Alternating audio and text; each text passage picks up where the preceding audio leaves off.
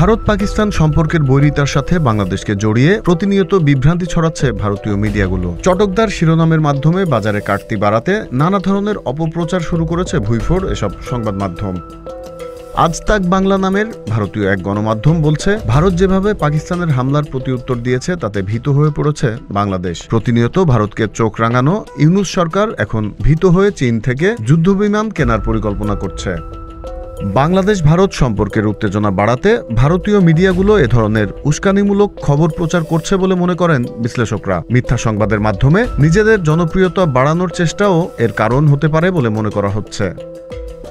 মূলত আকাশ প্রতিরক্ষার কৌশল হিসেবে চীন থেকে বিমান কেনার আগ্রহ প্রকাশ করেছে বাংলাদেশ, যা শুধুমাত্র নিজেদের আকাশ প্রতিরক্ষার কাজেই ব্যবহার করা হবে। কিন্তু এই বিষয়টিকে নিয়ে উত্তেজনা ছড়াতে গালগল্প প্রচার করছে ভারতীয় কিছু গণমাধ্যম। Z news, Dhaka.